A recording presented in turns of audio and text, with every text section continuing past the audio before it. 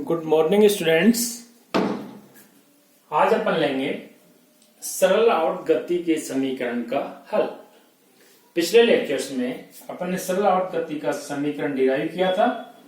आपको मालूम है कि सरल आवर्त गति का समीकरण होता है D square X upon D T square plus omega zero square X is equal to zero, जहां पे omega zero is equal to है under root K by M. अब इसको कैसे हल करें? इसको हल करने के लिए अलग अलग तरीके होते हैं। मैं जो सिंपल तरीका जो परंपरागत रूप से अपन करते आए हैं पहले ही मैं करता हूं, इसका पक्षांतरण। पक्षांतरण जब अपन करेंगे तो अपने पास लिखा हूं D square X upon D T square. आगे तो इसको अपन लिखें D square X upon D T square is equal to minus omega zero square X. अब क्या करेंगे इसको 2dx अपॉन dt से दोनों ओर मल्टीप्लाई करने पर 2dx upon dt D square X upon dt square. Left hand side में जिस क्वांटिटी से मल्टीप्लाई किया है उसी क्वांटिटी से राइट हैंड साइड में भी मल्टीप्लाई करना होगा। तो मैंने मल्टीप्लाई कर दिया 2dx अपॉन dt। अब क्या करेंगे? आपको मालूम है कि D square X upon D T square, या मैं कहूंगी dx upon dt। dx upon dt क्या है? v, वेग। v मैं कहूंगी v इज इक्वल टू क्या है? dx upon dt। तो v मैं लिख रहा हूं। तो D square X upon D T square क्या होगा? यानी कि इसका अवकलन करें तो अपने पास आएगा dv अपॉन dt। त्वरण है, आपको ये भी पता है। तो यहां मैं लिख रहा हूं 2 एज इट इज, इसको वेग v कर दिया, इसको मैं लिख रहा हूं dv अपॉन dt। लिख सकते हैं त्वरण dv अपॉन dt। v क्या है? dx upon dt। x क्या है? कण का विस्थापन। तो उसका वेग क्या होगा?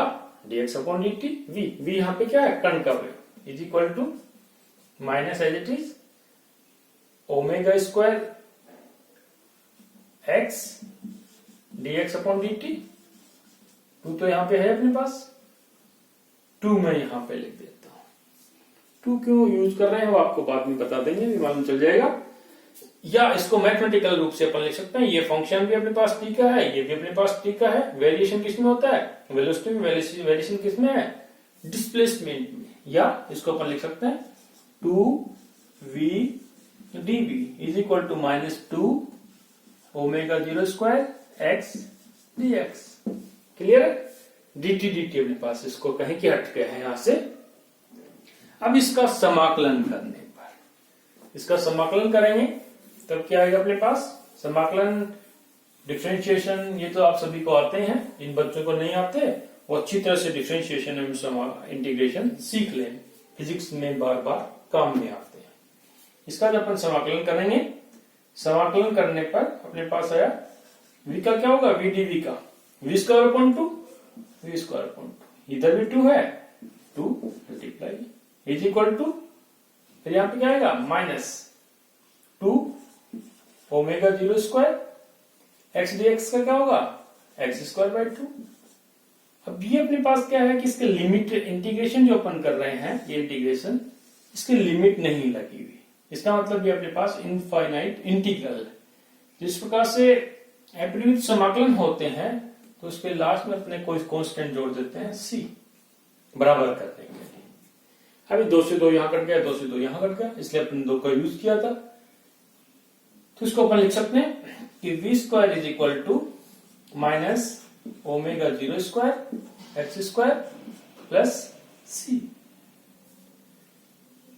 जो अपने पास समाकलन नियतांक है। अब इसका मान अपन ज्ञात करेंगे। इसका मान जो अपन ज्ञात करेंगे वो अपने पास सीमा शर्तों से ज्ञात करेंगे, बाउंड्री कंडीशन से। सीमा शर्तों से, सीमा शर्तों से अपन कैसे ज्ञात करेंगे वो आप देखिएगा।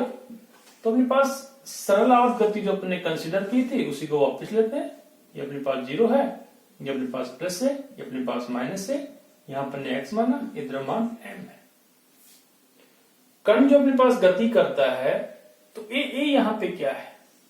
अधिकतम विस्थापन, जिसको मैं आयाम कह रहा हूं, आयाम। जब सरल गति में सिंपल पेंडुलम की जो गति अपन लेते हैं तो एक निश्चित पॉइंट के ऊपर, मैक्सिमम गति के ऊपर कण अपने पास क्या होता है, वहां पे एक सेकंड अपन मान के चले कि कण रुक जाता है, फिर वापिस आता है। तो इस पोजीशन के ऊपर, ए के ऊपर, -a के ऊपर, बाउंड्री के ऊपर v का मान क्या होगा? 0। कण यहां तक जाता है, इसके बाद वापिस आता है, फिर यहां तक जाता है, फिर वापिस आता है। तो दोनों केसेस में x = a के ऊपर v = क्या होगा? 0। तो ये कंडीशन अपन यहां पे अप्लाई करें, x = a पर v = क्या होगा? 0। ये कंडीशन जब अप्लाई करेंगे, उपरोक्त समीकरण में अप्लाई किया तो -ω02 a² प्लस c, ये अपन के c = ω02 a²। ये मान है अपने पास। अब क्या करेंगे, जो मान अपने पास है c का मान, वो इस समीकरण में रखेंगे। c का मान रखने पर, c का जो अपन मान रखेंगे तो अपने पास आएगा v² = -ω02 x² प्लस ω02 a²। इसमें एक कम है, डालेंगे इसके बाद में। या मैं इसको लिखूं कि v² स्मॉल अपने पास, ω02 कॉमन लिया, इसको मैं लिखूंगी a² - x²। ये v क्या रिप्रेजेंट करता है? कण का वेग। अब चूंकि कण अपने पास दोलनी गति करता है, तो यहाँ जो कण है, पार्टिकल है अपने पास, इसको मैं दोलक भी कह सकते हैं अपन। दोलक, कण का दो, दोलक का दो, एक ही बात है। ओसिलेटर, पार्टिकल को ओसिलेटर क्यों कर रहे हैं? ये दोलनी गति कर रहा है, इस कारण इसको अपन दोलक कहते हैं। कण भी अपने पास है, भी अपने पास क्या? दोलक का वेग या कण का वेग। अब कई बार क्वेश्चन एग्जामिनेशन में आता है कि सिद्ध करो कि सरल आवर्त गति में कण के वेरिएबल x एवं v का बिंदु पथ एक दीर्घवृत्त होगा। यानी कि मैं यहां पे ले रहा हूं x वेरिएबल, x, और अपने पास v, ये अपने पास x है, ये अपने पास v, वेरिएबल कह रहा हूं, चर कह रहा हूं। इनका जो बिंदु पथ होगा, बिंदु पथ मतलब इसका जो रिलेशनशिप होगा, उसकी शेप कैसी होगी? एक दीर्घवृत्त जैसी होगी। ये जो समीकरण अपने पास है, ये भी एक दीर्घवृत्त को रिप्रेजेंट करता है। कैसे करता है? तो इसको आप खोलोगे तो पता चल जाएगा। ये मैं कह रहा हूं कि अपने पास क्या है? एक दीर्घवृत्त है, इलिप्स है, दीर्घवृत्त, इलिप्स। इक्वेशन कैसे आएगी अपने पास? x² / a² plus y² / b² = 1। इसको इसी में सेट कर सकते हैं अपन, दीर्घवृत्त, यानी कि ये अपने पास दीर्घवृत्त जैसी शेप बनेगी, दिस इज दीर्घवृत्त। तो इधर अपने पास क्या होगा? x, और इस डायरेक्शन में अपने पास क्या होगा? v और x। तो v और x का जो बिंदु पथ है, दीर्घवृत्त होगा। इसको इस इक्वेशन में, इस फॉर्म में लिख सकते हैं। थोड़ा लिख करके बता देता हूं आपको, क्योंकि एग्जामिनेशन में क्वेश्चन आया हुआ है कि सिद्ध करो कि सरल आवर्त गति में x एवं v का बिंदु पथ एक दीर्घवृत्त होगा। तो इसी इक्वेशन से अपन आए, तो इसको मैं लिखूं